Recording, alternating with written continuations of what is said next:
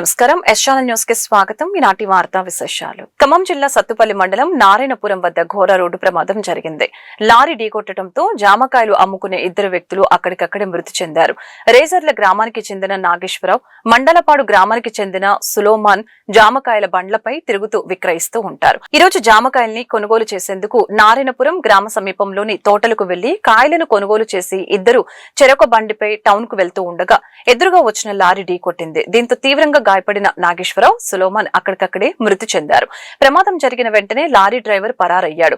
జామకాయలు అమ్ముకుని కుటుంబాన్ని పోషిస్తున్న ఇద్దరు ఇంటి పెద్దలు రోడ్డు ప్రమాదంలో మృతి చెందడంతో వారి కుటుంబాల్లో తీవ్ర విషాదం నెలకొంది. ఘటనా స్థలానికి చేరుకున్న పోలీసులు ప్రమాదం జరిగిన తీరును పరిశీలించి కేసు నమోదు చేసుకుని దర్యాప్తు చేపట్టారు. మృతదేహాలను పోస్టుమార్టం నిమిత్తం మార్చురీకి తరలించారు. ప్రజాపాలన ప్రగతి ప్రణాళిక 99 రోజులలో భాగంగా లక్ష్మీదేవిపల్లి మండలం చాతకొండ రోడ్ నందు గల ప్రైవేట్ ఫంక్షన్ హాల్ నందు లక్ష్మీదేవిపల్లి పోలీసుల ఆధ్వర్యంలో మత్తు పదార్థాల వినియోగం, అనర్థాలు అంశంపై స్థానిక ప్రజలు, విద్యార్థులు, యువతకు అవగాహన కార్యక్రమం ఏర్పాటు చేశారు.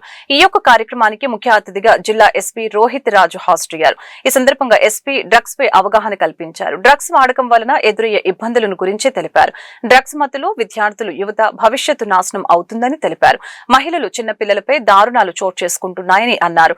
డ్రగ్స్ కి దూరంగా ఉండి ఆనందమైన జీవితం గడపాలని సూచించారు.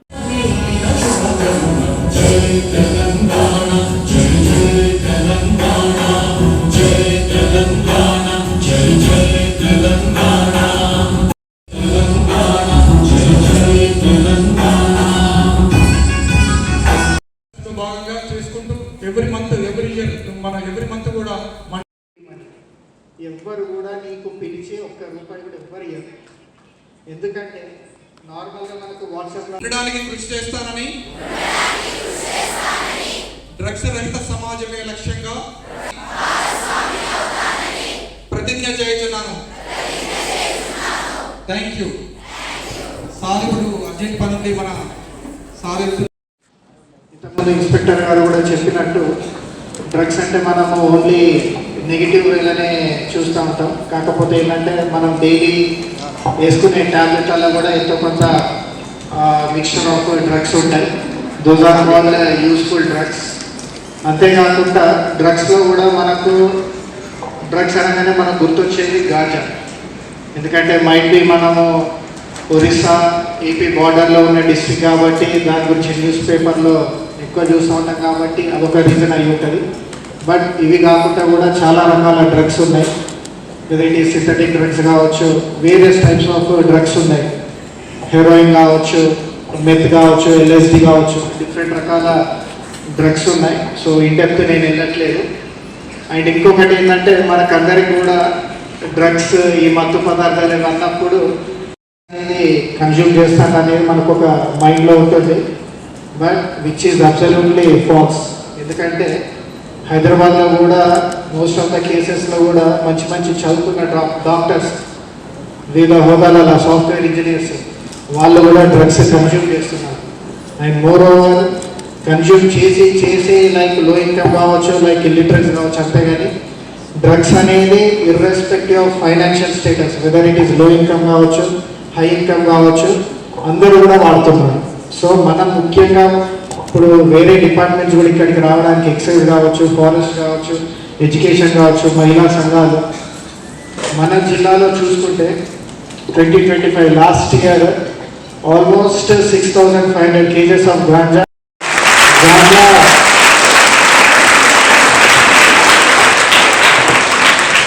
సో యాజ్ ఏ అంటే జిల్లా ఎస్పీగా ఐ ఫీల్ లైక్ అది అచీవ్మెంట్ కాదు. ఎందుకంటే 6,500 కేజెస్ పట్టుకున్నామని మమ్మల్ని మేము అప్రిషియేట్ చేసుకోవద్దు. బట్ గ్రౌండ్ లెవెల్లో ఎంతవరకు మేము ఎన్ఫోర్స్ చేయగలుగుతామన్నది మ్యాటర్స్.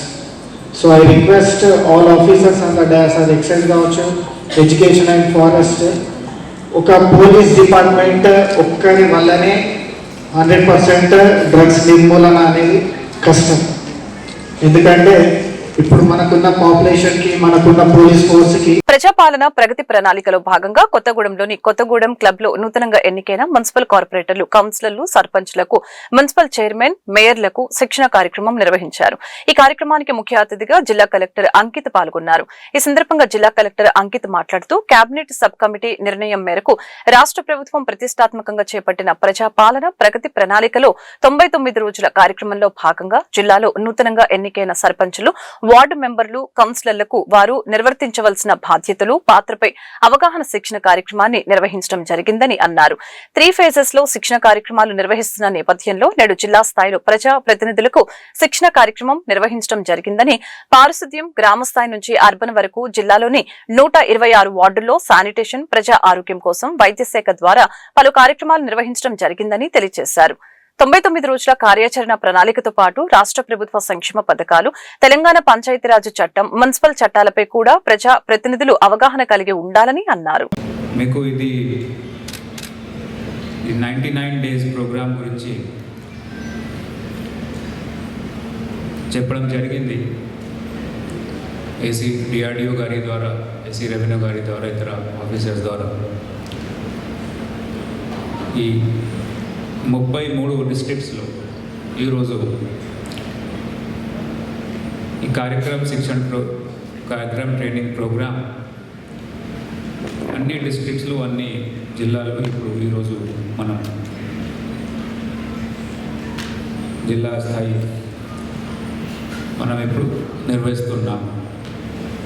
కాబట్టి ఈ ప్రోగ్రామ్ 6 నాడు ప్రభుత్వం ఇన్స్ట్రక్షన్స్ మేరకు మొదలైంది.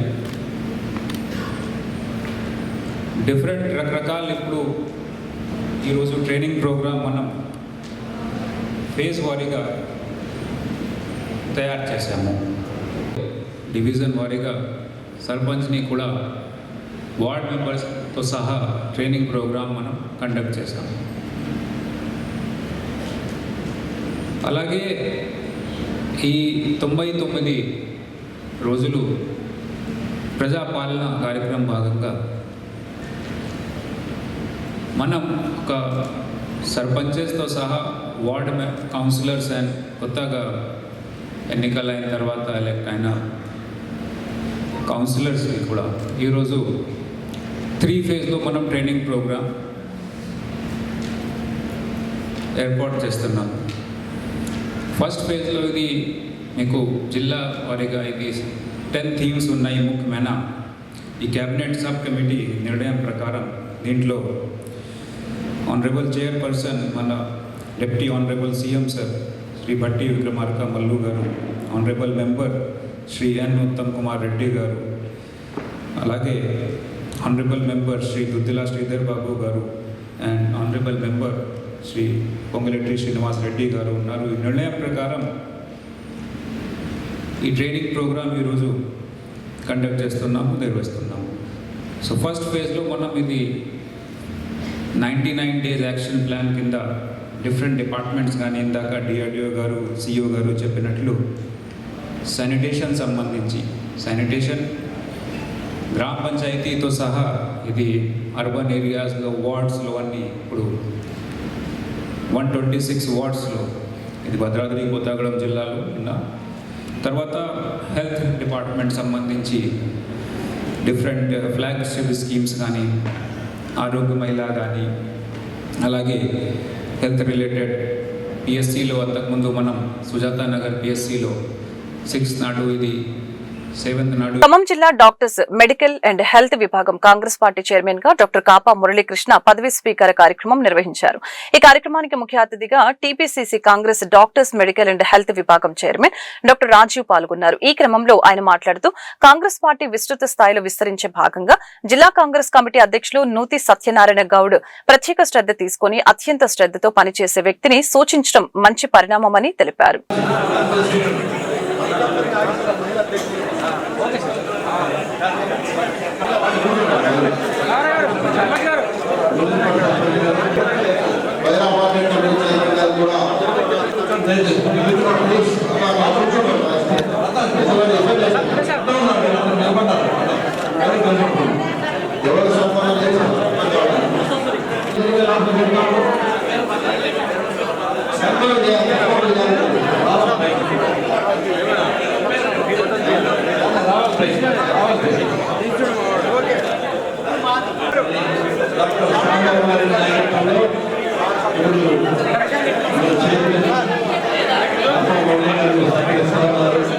వారికి ధన్యవాదాలు.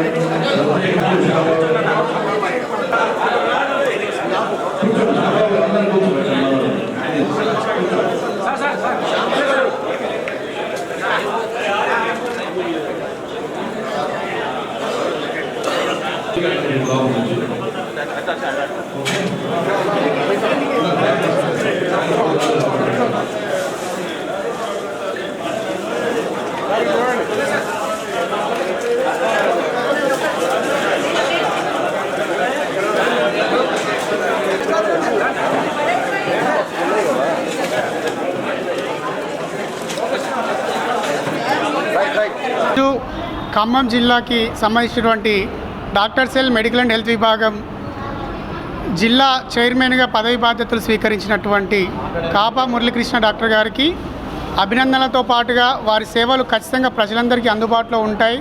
ఎందుకంటే వైద్య సేవ అనేటువంటిది చాలా ముఖ్యము, ప్రతి ఒక్కరికి అవసరము. ఆరోగ్యంగా ఉంటేనే మనం ఏదైనా సాధించగలం.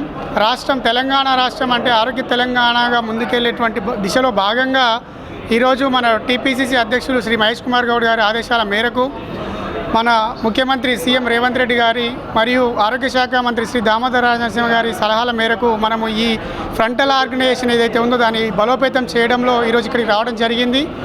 వారి సహాయ సహకారాలు ఖచ్చితంగా రాష్ట్ర మెడికల్ విభాగానికి మరియు ఖమ్మం జిల్లా ప్రజలకు కూడా అందుబాటులో ఉంటాయని ఆశిస్తూ సెలవు.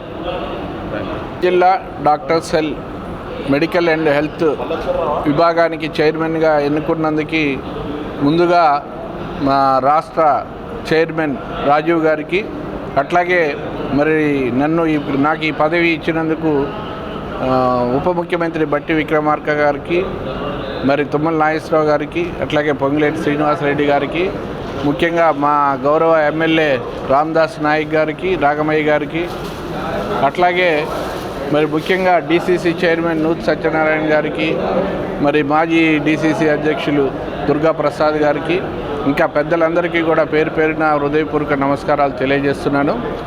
ఏదైతే ఈ పదవిని ఇచ్చారో మరి ప్రతి పేదవాడికి, ఇక్కడ ఉన్నటువంటి మన ఖమ్మం జిల్లాలో ఉన్నటువంటి ప్రతి పేదవాడికి ఆరోగ్యాన్ని అందించాలని మంచి ఉద్దేశంతో ఇప్పుడు సార్ ఏదైతే చెప్పారో ఆరోగ్యంగా ఉంటేనే మనం ఏ పనైనా చేయగలం.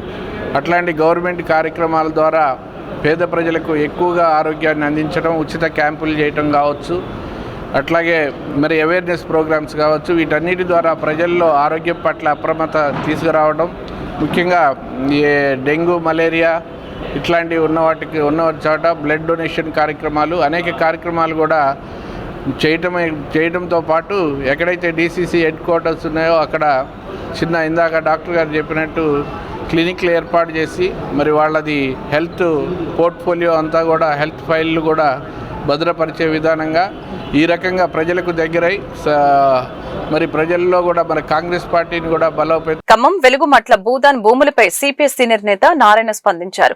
ఆ భూములు మంత్రుల అబ్బసొత్తా, కూల్చడం, మళ్లీ అక్కడే ఇళ్ల నిర్మాణాలు చేపట్టడం ఏంటని ప్రశ్నించారు. ప్రజలు పన్నులు కట్టిన సొమ్ముతో ఇష్టారీతిన ఖర్చు చేయడం తగదని చెప్పారు. రియల్ ఎస్టేట్ అభివృద్ధికి పేదలు అడ్డు వస్తున్నారని నెపంతో పేదల ఇళ్లను కూల్చారని చెప్పారు. ఈ సందర్భంగా ఖమ్మం జిల్లా పార్టీ కార్యాలయంలో ఆయన మీడియాతో మాట్లాడారు. కొంతమంది కుహనా విప్లవకారులు హైదరాబాద్లో కూర్చొని అరుస్తూ ఉన్నారు.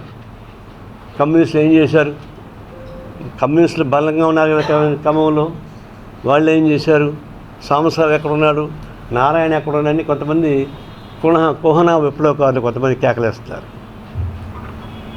కుక్క అరుపులు అరుస్తున్నారు. వాళ్ళు ఇక్కడ రారు, ఈ పక్క కూర్చొని చూడరు, విప్లవ వాగాడంబరం మాట్లాడుతూ ఉంటారు. వీరికి వచ్చి మాట్లాడమని చెప్పండి చూద్దాం. ఇక్కడే జరిగింది ఇది భూదాన్ భూమి. అసలు భూదాన్ భూమి ఎట్లా వచ్చింది? కమ్యూనిస్టులు భూ ఆక్రమణ ఉద్యమం ఉధృతం చేసే కొద్దీ అప్పుడు భూస్వాములందరూ కలుసుకొని ఆచార్య వినోబావుని ఒక బొమ్మగా పెట్టి మీరందరూ స్వదాగా స్వచ్ఛందంగా భూములు ఇచ్చేసేయండి అని చెప్పేసి అని ఇంత దూరాన్ని ఉద్యమం సాగించే క్రమంలో దూటపోరాలు అక్కర్లేదు, మీకు భూ ఆక్రమణ అక్కర్లేదు అని కమ్యూనిస్ట్ ఉద్యమానికి పోటీకి తీసుకుపెట్టింది ఆచార్య వినోబావుని. అలాగే వచ్చినాయి ఈ భూములంతా. ఇప్పుడు ఆ భూములు ఏమవుతున్నాయి? కమ్యూనిస్టులు ఆక్రమించినటువంటి భూములు ప్రజల చేతుల్లో ఉన్నాయి, ప్రజలు అనుభవిస్తున్నారు. 10 లక్షల ఎకరాల భూమి మరి తెలంగాణలో పెంచాం కదా, చల్లపల్లిలో 10,000 ఎకరాల భూములు పెంచాం కదా చంద్రరాజేశ్వర నాయకత్వాన. పునఃప్రా పోరాటం కేరళలో భూములు ఆక్రమణ చేయించాం కదా, పశ్చిమ బెంగాల్లో పోరాటం సాగించాం కదా. కాబట్టి కమ్యూనిస్టులు సాగించిన పోరాటంలో భూములు అంతో ఎంతో పేద ప్రజానికానికి దక్కాయి. ఆచార్య వినోబావ నాయకత్వం తీసుకున్న భూములు ఎక్కడ ప్రజానికానికి అందుబాటులో లేవు. అట్లా పెట్టేశారు దాన్ని. దానికి సంబంధించిన రూల్స్ చాలా ఉన్నాయి. అది ఎవరికి క్రయ విక్రయాలకు పనికి చేయకూడదు, వ్యాపారంగా ఉపయోగించకూడదు, కమర్షియల్ యాక్టివిటీస్ ఉండకూడదు అనేది దాని రూల్స్లో ఉన్నాయి. పేద ప్రజానికి నివసించడానికి హక్కు ఉంది, వ్యవసాయం చేసే హక్కు ఉంది. అంతేగాని కార్పొరేట్ కంపెనీస్, కార్పొరేట్ కాలేజెస్ కట్టుకొని అనుభవించే హక్కు వాళ్ళకి లేదు. ఇప్పుడు చాలా చోట్ల జరుగుతున్నాయి, వాళ్ళ వరకు ఏం పోలేకపోతున్నారు. ఇక్కడ భూదాన భూమి మీద పేదలు ఇల్లు వేసుకున్న మాట వాస్తవం. ఎప్పుడు వేసుకున్నారు? గత 10 ఏళ్ళగానో 15 ఏళ్ళగా వేసుకున్నారు. మనం ఫైన్ మార్నింగ్ మంత్రం వేసి ఇల్లు కట్టింది కాదు. మరి 10 ఏళ్ళగా పేద ప్రజానికి ఇల్లు వేసుకుని కాపురాలు చేస్తున్నారు. మరి ఏమేం చేస్తుంది గవర్నమెంట్? రెవెన్యూ డిపార్ట్మెంట్ ఏమైంది? పోలీస్ డిపార్ట్మెంట్ ఏమైంది? నేను గాడిద కాస్తున్నారా? అప్పుడు లేని ఉత్సాహం ఇప్పుడు ఎందుకు వచ్చింది? అందులో ఇల్లు కట్టుకొని కాపురాలు చేసుకుంటున్నటువంటి పచ్చడి దానిపైన దాడి చేసిన అవసరం ఎందుకు వచ్చింది? ఏం కొంపలు మినిగిపోయినాయి? ఆడేమన్నా ఇదేమంటారు చూడు. ఈ వార్తలు ఇంతటితో సమాప్తం. మరొక బులెటిన్ మళ్ళీ కలుద్దాం. నమస్కారం.